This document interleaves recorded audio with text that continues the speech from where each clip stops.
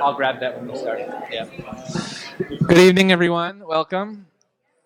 In the interest of time, we want to begin, and just as overwhelming as it was to be in the Elikon room in Barad Hall, I can't tell you how overwhelming it is standing here. I was just telling, or Jessica and Mike ago, the Sackers that every Shabbat morning, Rabbi Guzik and I would literally stand here, first staring at the wall, but then staring at that screen. Thankfully, we had Roku, so we could watch things while you were watching us. But I just can't tell you how amazing it is, too. This is the first Sinai Temple program that we are back in person in Cone Chapel. So this is awesome. I want to thank Rebecca Small, our program director, for working with Bassem and making sure this happened. So Rebecca's actually ushering people in. Also, our membership director, Jordan Bleiweiss, is here right in the back. If you have not yet renewed your membership to Sinai Temple, or we are looking for you to become a member. Many young professionals become a member as well. So please speak to Jordan. We're just really excited to. The words rebuild, I can't express enough. We are ready to rebuild our sacred community. So, without further ado, a brief bio, even though it's very long, just a short bio of what we're doing here. Bassem Eid, Jerusalem-based political analyst, human rights pioneer, expert commentator. As we said, from East Jerusalem, now living in Jericho. Publicly, Bassem Eid condemned the widespread murder of Palestinian dissidents, often he came under attack by some Palestinian leaders, and in response to the deterioration of the human rights situation under the PA, that's the Palestinian Authority, Bassem Eid founded the, it got cut off here. Palestinian Human Rights Monitoring Group. Again, this is a story that we often don't hear on TV, and so the fact that we have Bassem here telling his story, and God willing, when we walk out of this room, we will all also tell your story as well. So Bassem will speak for about 20 minutes. I'll have a few questions, and then there's Rebecca. Thank you, Rebecca. And then we'll have the opportunity to have a conversation. So without further ado, Bassem Eid. Yes, thank you. Yes, good evening to everybody. And Shabbat Shalom again. It was really for me very interesting service here. You know, I was in many synagogues here in the US. But this one is very special. I might come again, to watch it and to participate. Yeah. Thank you. Thank you, Rabbi Erez, for the invitation, and thanks for the Sinai Temple for hosting this event. I think that the most interesting thing right now that everybody is asking himself is what next after what's happened in May between Israel and the Hamas. I think that this question, what next, became a very complicated question.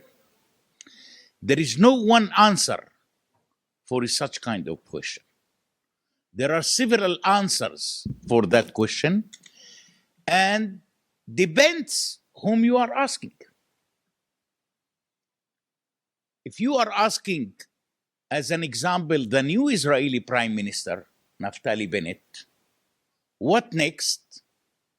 Naftali Bennett just will tell you that probably within few months, another round will take place. The Israeli Prime Minister. If you will ask the Hamas, what next? Then the Hamas said probably within a week, the second round will start. And that's making everybody scared. Especially those Israelis who are living so close to the border of Gaza, and of course those who are living in Gaza itself.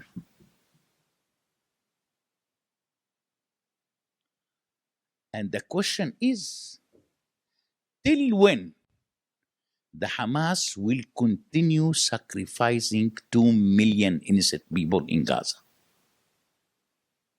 And the question is, when the international community is going to interfere here? The problem is not only Israel, the problem also the Hamas. The international community right now is talking about how we are going to reconstruct Gaza. How many times you can reconstruct Gaza? How many times? How many billions of dollars you are going to spend to reconstruct Gaza? The problem of the world is only Gaza? People are starving in Africa.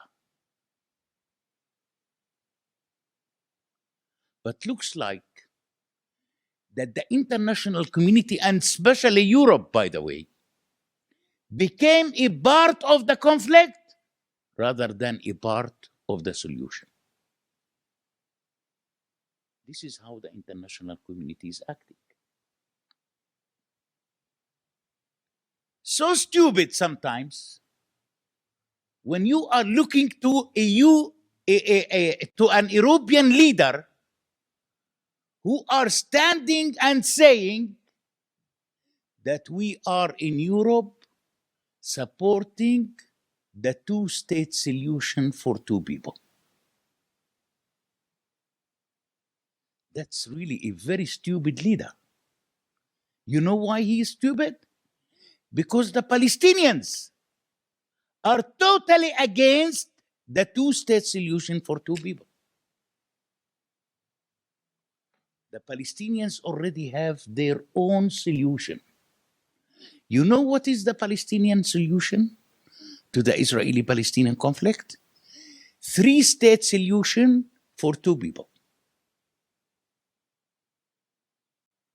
Because look to the Hamas these days, they are building their own Islamic emirate in Gaza. President Abbas is building his own empire in the West Bank and the state of Israel. This is how we are living in the past 12 years.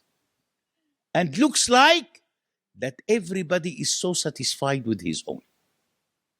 This is the solution, friends. This is the solution. Tell me, who can unite Gaza with the West Bank? Show me. Show me who can unite the Fatah with the Hamas. It's over. That's it. These people are divided forever. Forever. Don't ever expect that Gaza will be a part of the West Bank or the West Bank will be a part of Gaza. It's over. And that's exactly the Iranian agenda. Iran is paying billions of dollars in terms to keep that deal. In terms to keep that deal. Why to keep that deal? Because the political agenda of Iran is how we can continue disturbing the internal Israeli security. And how we can continue disturbing the internal Israeli security via the Hamas in the south, in the north, in the south, and via the Hezbollah in the north. That's it. So Israel became right now like a sandwich between two terrorist organizations. So how Israel can make peace? I am a person who believes that if the new Israeli Prime Minister Naftali Bennett tomorrow will meet with President Abbas, probably the first question he is going to ask Abbas, whom you are representing, Mr. President? Gaza Strip, West Bank, or Palestinians diaspora? In my opinion, President Abbas only representing his wife and his two sons. I think that the majority of the Palestinians almost lost the trust in their own leadership. The majority of the Palestinians knows that their leadership are so corrupt, if it is Fatah or it is the Hamas. If you will come today to any ordinary Palestinian in the West Bank and asking him, what are the most 3 priorities that you are seeking? He will say a job to survive, to secure the education system and the health system for my children. Nobody is talking about settlements. Nobody is talking about the wall. Nobody even talking about the foundation of the Palestinian state. Because we almost fed up. We almost fed up. We want to survive. And we want to survive in dignity.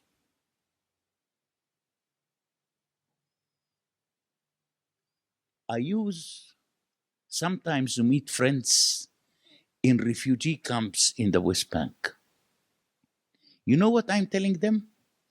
I'm telling them that homeland is not the place where you're born. Homeland is not the place where you're born. Homeland is the place where you can find dignity, justice, and freedoms. That's the real homeland. Gaza is not a homeland. This is what I am trying to teach them. And I think that slowly, looks like to me, and according to the researches, the majority of the Palestinians are people who are seeking dignity rather than identity.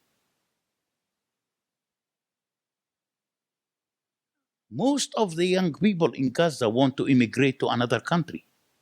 They have no problem to get a German citizen, or a UK citizen, or a French citizen, or American citizen. That's exactly what they want. They don't want to be in Gaza. So don't blame the Gazan when they are supporting the Hamas. Because if they are not supporting the Hamas, Hamas will kill them. So they are trying to protect themselves by lying on themselves that they are supporting Hamas. Otherwise, these people would be killed. When I am talking with them, you know what the young youths in Gaza told me? That if Israel one day will open one of its passages for 3 hours, 30% of the young youths of Gaza will immigrate to another country. So these people are waiting for the opportunity. They are waiting for opportunity. They want to flee from Gaza today before tomorrow, and tomorrow before the day after. It is horrible, friends. Life in Gaza is horrible. You couldn't believe that a worker in Gaza working 10 hours in 10 shekels a day, which is $3. $3. $3. Hamas using them to take them to dig tunnels in 10 shekels a day. After the Hamas receiving $30 million in cash from Qatar, they are paying 10 shekels for those who are digging tunnels for them. Are these people Muslims? These people are godless. These people are gangsters. These people are terrorists. This is what they are. And I said it in Arabic several times on the Israeli TV, in Arabic, that the Hamas is a terrorist organization.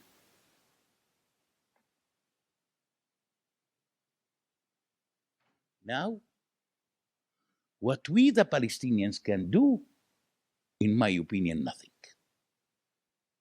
We couldn't do anything.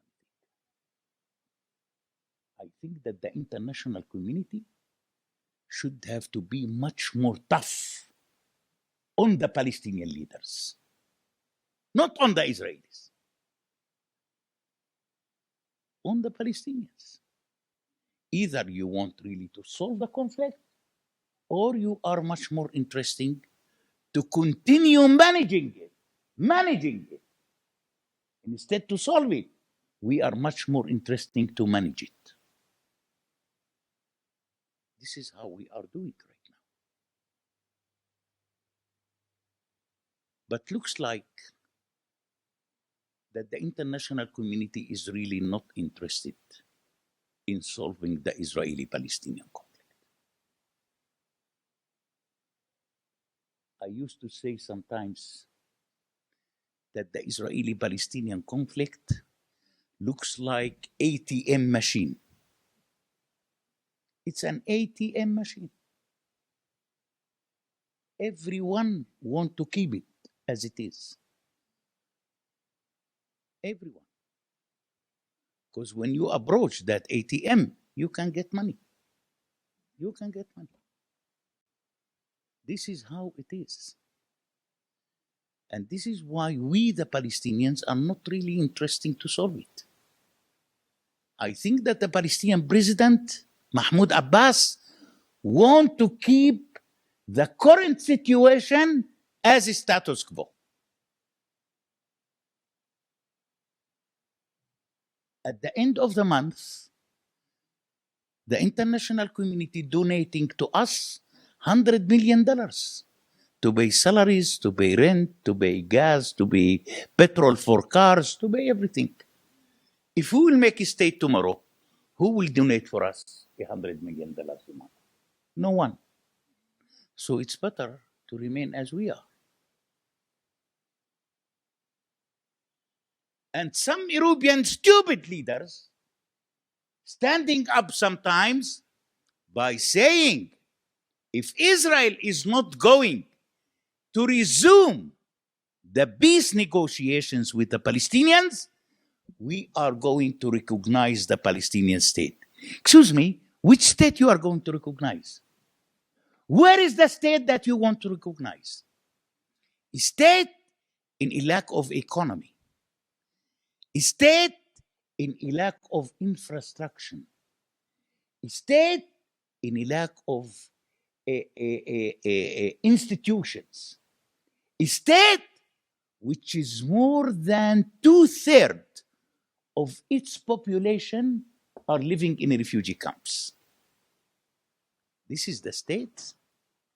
Show me one state that its people are living in a refugee camp. This is the state that Europe won't recognize. And these European leaders don't want to understand that a state must have to be built before it's recognized. Start building the state first before you are recognizing it. You couldn't recognize something which is not exist on earth. But I think that Europe is trying to use the Palestinians right now rather than to help them. They are using us like any other leaders around the world, like any other organizations around the world. Everybody around the world is making money on the Israeli-Palestinian conflict. Everybody around the world making money on the Israeli-Palestinian conflict. The Israeli-Palestinian conflict became the main source of income of the world. Can you believe it? Can you believe it? Look to the United Nations. Look to UNRWA. $1.6 billion a year. Where they are sending that money? UNRWA. which is responsible to solve the problem of the Palestinian refugees. One day somebody asked me, why UNRWA is not solving the problem of the Palestinian refugees? I said, for a very simple reason. If UNRWA will solve the problem of the Palestinian refugees, then the 30,000 employees of UNRWA will be jobless and refugees. That's it. These people are working for themselves, not for us. They are using us. Now, the Arab world is not care about the Palestinians. Almost they are so fed up from the Palestinians. And we saw last year how the United Arab Emirates, how the Kingdom of Bahrain, how the Kingdom of Morocco, how Sudan already signed a normalization accords with Israel, and still the lane is so long. Still we are waiting for Oman, still we are waiting for Iraq as an example. Yeah, that's very important. That's really very important. In Yemen, I heard recently, there are some negotiations in Yemen.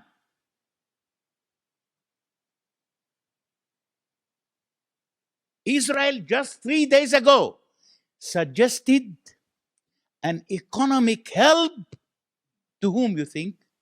To Lebanon. Lebanon. Israel has no diplomatic relation with Lebanon at all. But Israel suggested. You know why Israel suggested? Because Israel is running after Iran. Wherever Iran is, Israel wants to jump inside. Israel wants to kick Iran outside. And that's the point right now. How we can kick Iran out of Syria and out of Lebanon. This is the most important security plan for the Israelis right now. How we can throw these people far away from us. We don't want them to be on the border. They are very dangerous. They are dangerous for their people in Iran. How about us? How about us? The Iranian people are wonderful people. But unfortunately, they are ruled by terrorists. Look to the recent president who was elected in Iran. He's a killer. He will never, ever in his life will be invited to the United Nations to give a speech because he will be arrested at the JFK airport. So which president you have? How you can elect a killer to rule yourself? This is also another tragedy for the world. So things looks like that they became more and more complicated, unfortunately. But in the meantime, if you look to Israel today, Israel is not the same of Israel 20 years ago. At all not. Israel is completely different. And the relationship between Israel and the Arabs also different.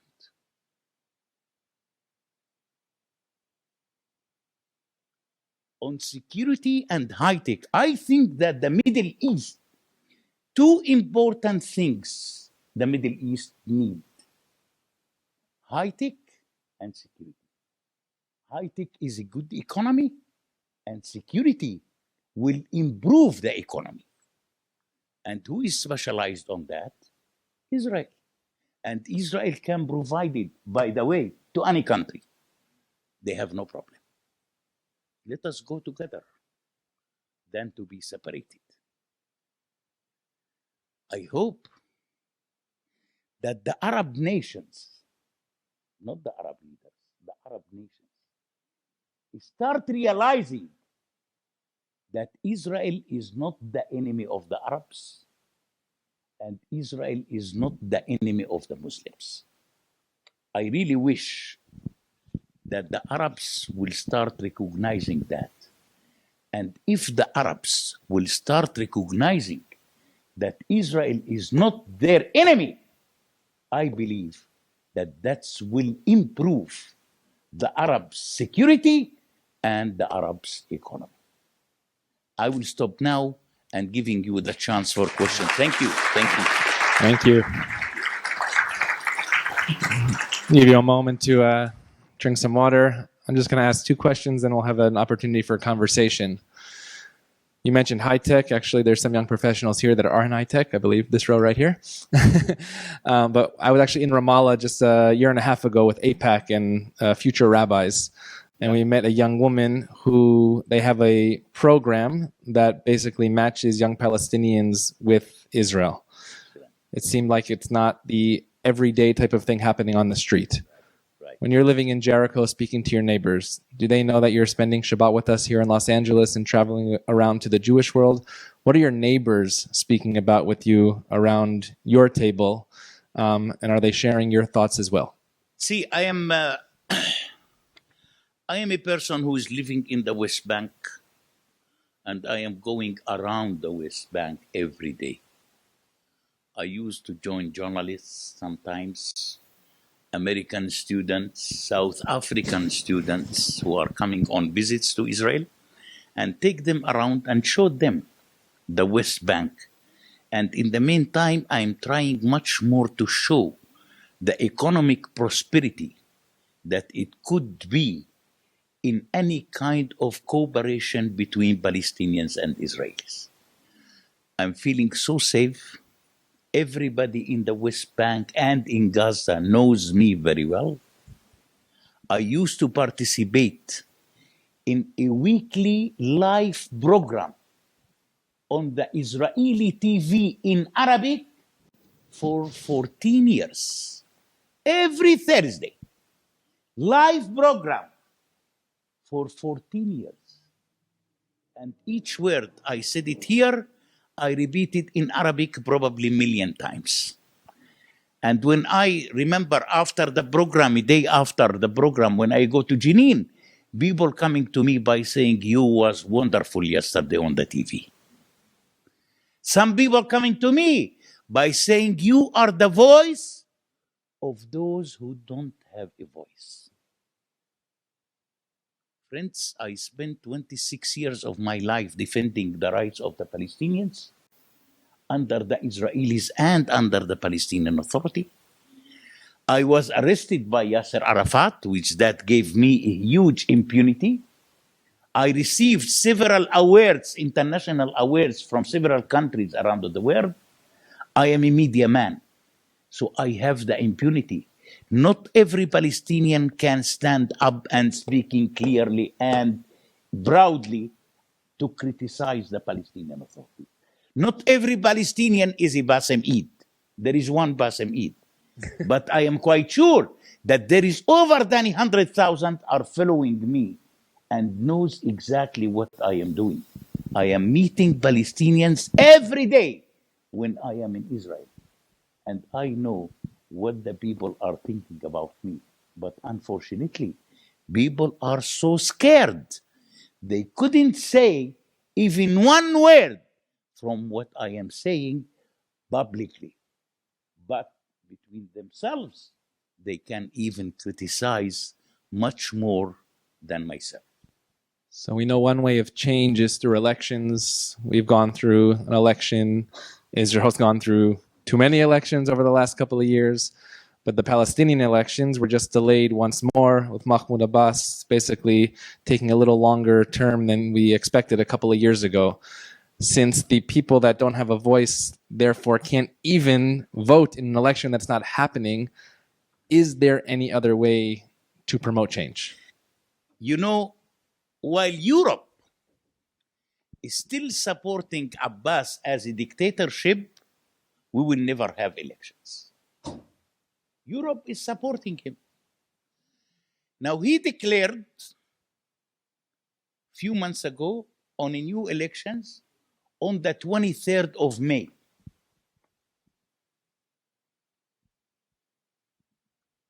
And then I remember when I gave some interviews to the media, they asked me, is Abbas really serious that he is really going to make election, to allow election to happen?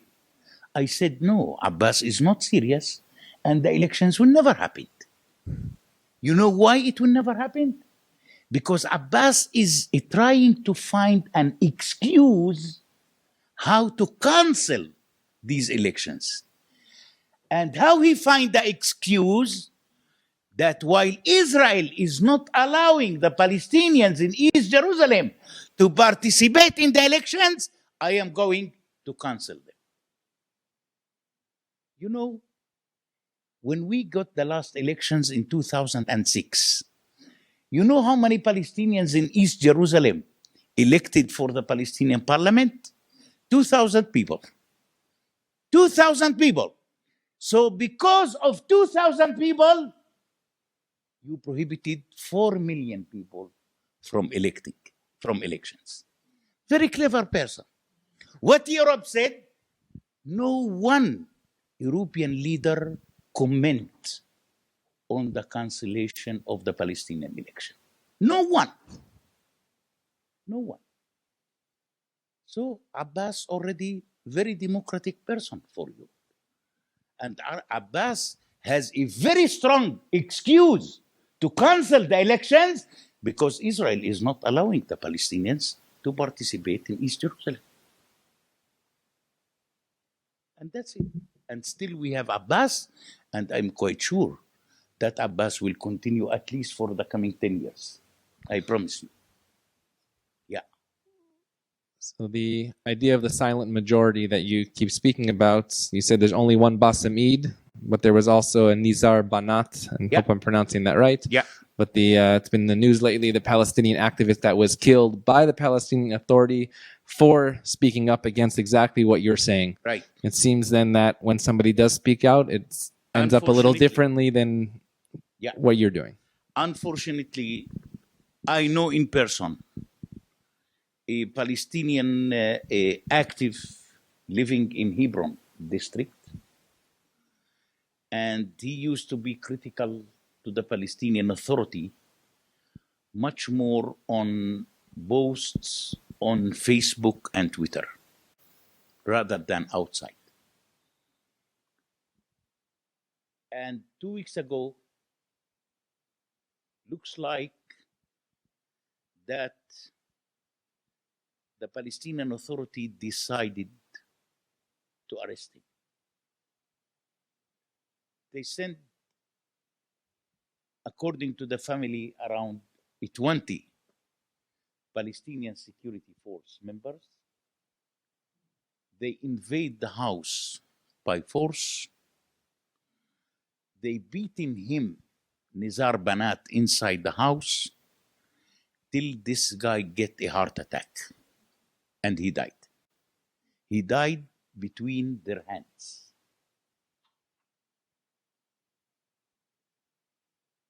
I didn't really see that the international media or the CNN or the New York Times or the Washington Post try even to talk about this.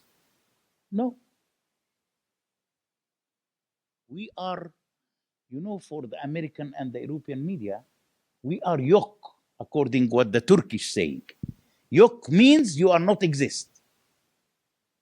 So we are yok for the media, especially the Americans and the Europeans. Imagine if Nizar Banat had been arrested by the Israelis and died between their hands. He will appear on the front page. And a lot of analysis will be written for a week about Nizar Banat. So we are not exist.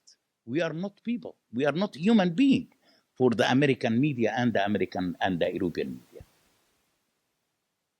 Now, I hear the Palestinian Prime Minister Mohammed Shtayyeh said in one of his press conferences that he already created a committee to investigate the case. You know, when I am hearing about creation of committee, I start laughing. You know how many times in my life I heard about the creation of committees for investigation? Hundreds of times, but I never saw any conclusions or any results. I never. Arafat himself also declared tens of times about creation of investigation committees. But this is what we hear. So we used to say in Arabic, very interesting thing.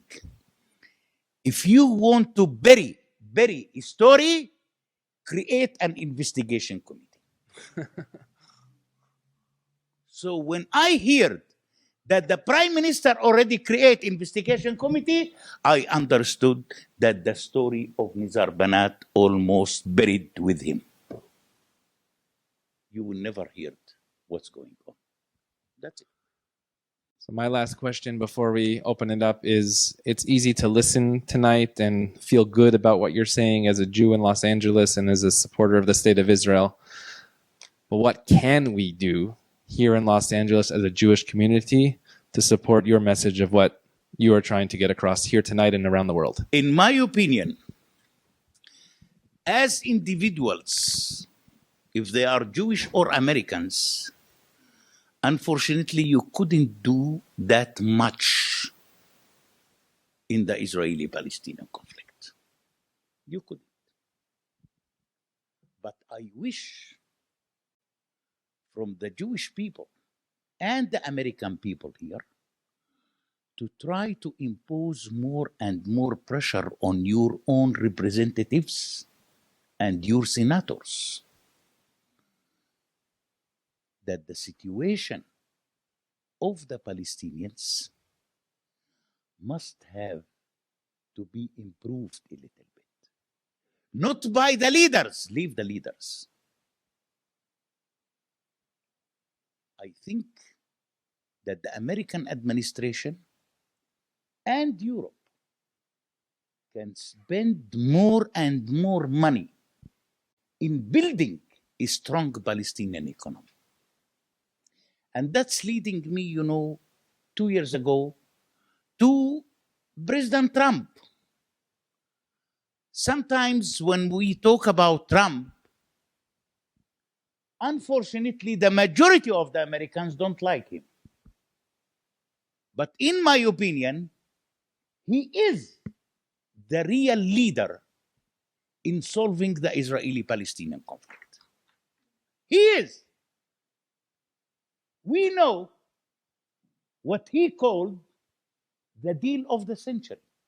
Everybody heard about it.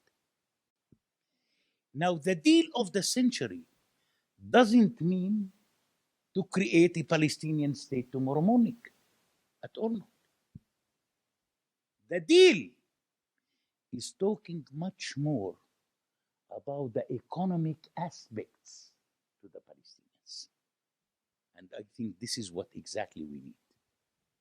That's exactly what we need. We don't need a state right now. I don't think that even we deserve a state right now. Let us build the economy. I am a person who believes that a strong economy probably will pave the way towards a future peace between the Israelis and the Palestinians. I am a person who believes that while you are increasing the Palestinian economy, that's probably will decrease the Palestinian violence. I think that this is a very important message, and this is the message that I wish you can forward it to your own representatives and your own senators. So we have time for just a few questions. Lots of questions. You're going to be here all week, right? So just going to ask if we keep it to questions and not comments, so we have a chance for everybody to be heard, and we'll start this. Let's do it shortly. Yeah. Do you want to hear a few questions and summarize? No. Question by You're question. better than I this. will You summarize go it. ahead. You're the boss. Yeah. Please, just to speak in loudly that everybody can hear the question. I don't want to repeat questions. In the latest fighting between Israel and Hamas, something happened in the streets of Israel between the Israelis and the Arabs living in Israel. How do you see that? This is very important question. You're right. And I think I used to say, if Hamas succeed in anything in the last fight with Israel, they succeed in one thing. What is the one thing? That the Hamas succeed to destroy the coexistence in the joint city in Israel, which took the Israeli Arabs and the Israelis 73 years to build it. What has been built in the past 73 years, Hamas succeed to destroy it in 10 days. That's horrible. Until today, I am personally shocked how the Israeli Arabs has been bullied by the Hamas. But in the meantime, we have to know that those gangsters that we saw them on the TV, they were a couple of hundreds. They were not thousands or tens of thousands. Because over than 90% of the Israeli Arabs were against such kind of a storm of violence. Most of the Israeli Arabs would love to continue living in peace in Israel, because the majority of the Israeli Arab knows that their life under the Israelis is much better than any other Arab country. They know that very well. But unfortunately, the leaders of the Israeli Arabs disappeared during that period, especially the Israeli Arab member of Knesset. They just disappeared. They were scared to show up and to speak. I think that the only courageous Israeli Arab member of Knesset is Mansour Abbas, the one who joined Naftali Bennett recently with the new government. I think that this is the guy that I am building a lot of hope on him, that he probably will start reconstructing the Jewish-Israeli Arab coexistence.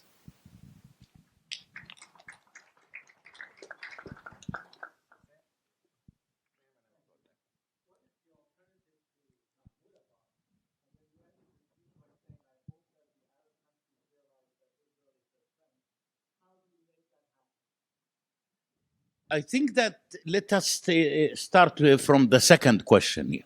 I think that it's already started. As I said, Israel today is not the same of Israel 20 years ago. It's not the same. You agree with me 100%. So slowly, looks like that the Arabs start recognizing that Israel is not the real enemy. If you will come today to the Gulf and ask them who is the real enemy of the Gulf, everybody will tell you Iran, not Israel. So that's very important, and I think that it is a very good step. I think that Israel recently has more and more cooperation with the Israeli Arabs, including Saudi Arabia. At least Israel right now is allowed to fly to Bangkok, to Thailand, to Asia, crossing the airspace of Saudi Arabia. That's very important. That's very important. I believe that within the time, the Arabs will start realizing more and more that the Arabs can only benefit from Israel. And Israel will never cause any harassment to the Arabs. Now, towards Abbas, how we can get rid from Abbas, I really don't know. Every Palestinian waiting for Abbas to pass away. But as I told you, these dictators has long life. Because when he started coughing, they took him to the biggest hospital in Germany. It's not a tablet of aspirin like me to take it and to sleep. Yeah. This is the problem. He is right now 84 years old, and he looks very strong. He looks very strong. That's a problem. Don't forget, Shimon Peres, when he died, he was 94. So this is why I said probably Abbas will continue ruling the Palestinians for the coming 10 years.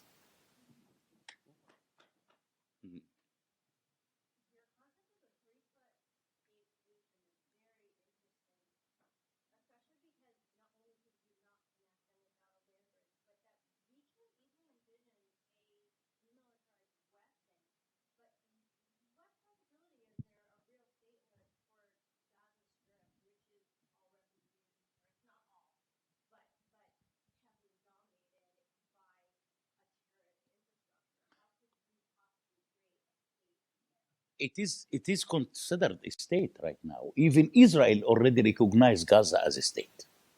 Even Israel. Never mind who is ruling it. Never mind.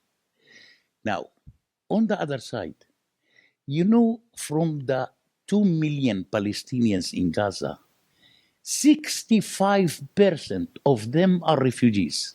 65% of the 2 million are refugees. Living in refugee camps. Living in refugee camps. It is a state.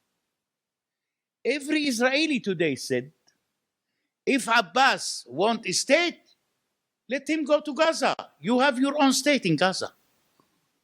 Gaza is recognized as a state right now. For everybody, by the way. And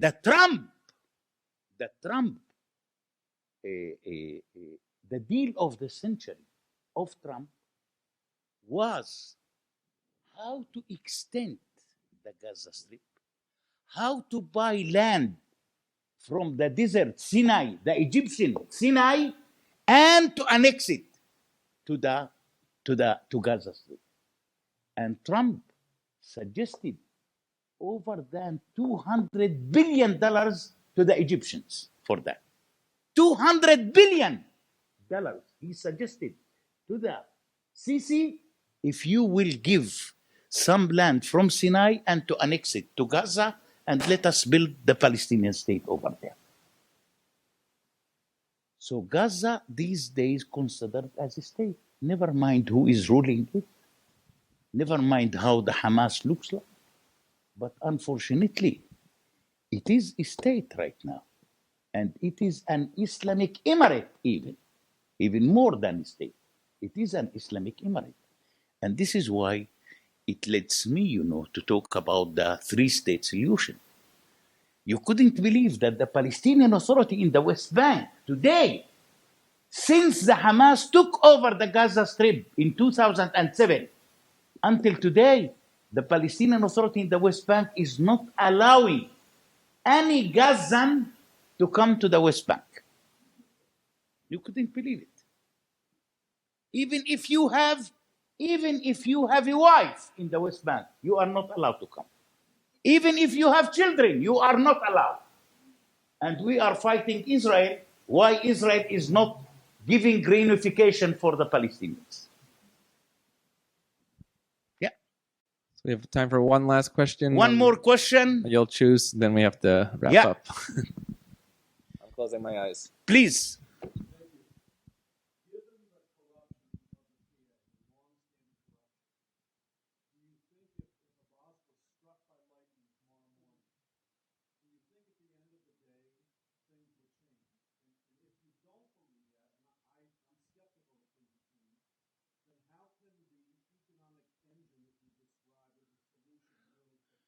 First of all, I think that each Fatah member today want to be president. Each Fatah want to be president. And each Fatah member is corrupt. So let us put, the presidency and the Fatah and everything aside. Now, how we can improve the economy?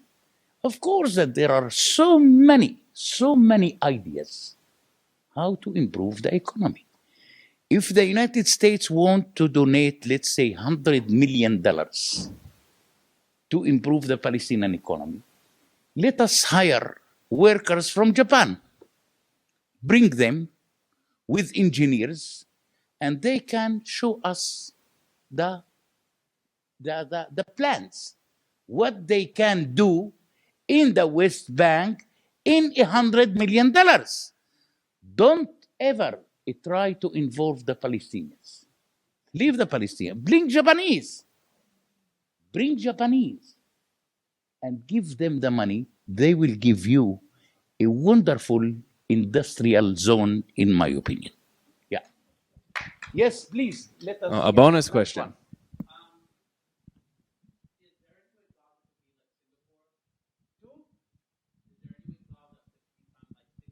That's a joke, man. That's really a joke. I never been in Singapore, but I am wondering if the situation in Singapore are similar to Gaza. Now, that's reminding me when the former Israeli Prime Minister Ariel Sharon announced about his own peace plan. What was his peace plan? It was to withdraw from Gaza. And when the Palestinian leaders heard Ariel Sharon that he is going to withdraw from Gaza, the Palestinian leaders start running from one TV channel to another TV channel, saying that if Israel will withdraw from Gaza, we are going to make from Gaza Singapore. You see, that's the real Singapore.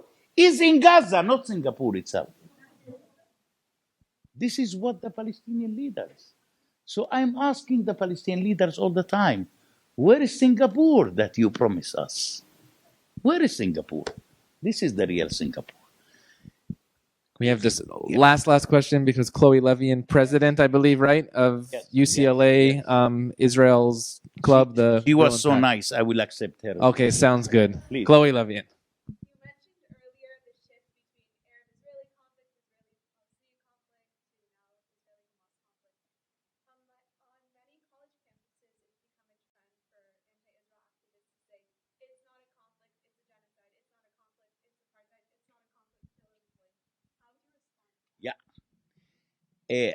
I used to say sometimes that I am feeling the Israeli-Palestinian conflict, by the way, in the United States more than I feel it in Jerusalem or Ramallah.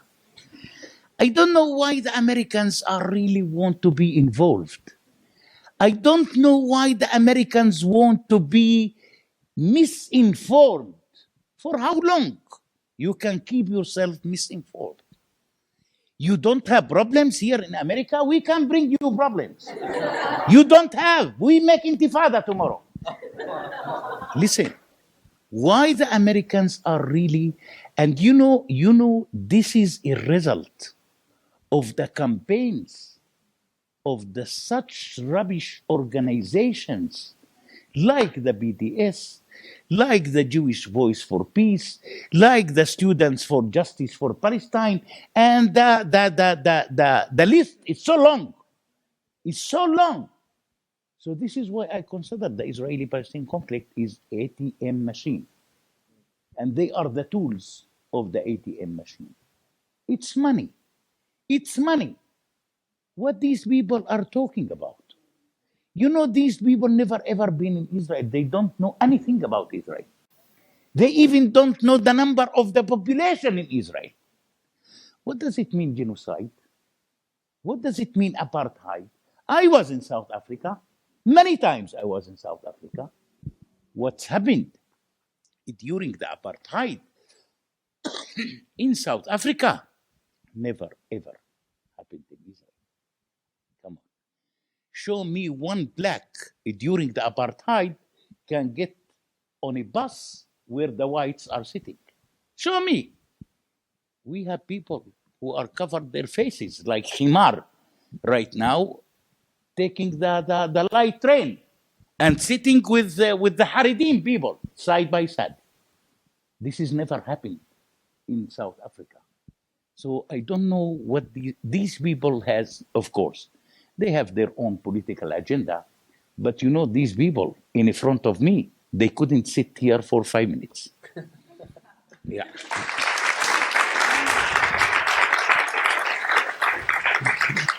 So they couldn't sit for you in 5 minutes. We could stay here all week listening to you and your inspirational story for the Palestinian people. And as we said in the service, Od Yavo Shalom, that one day peace will come.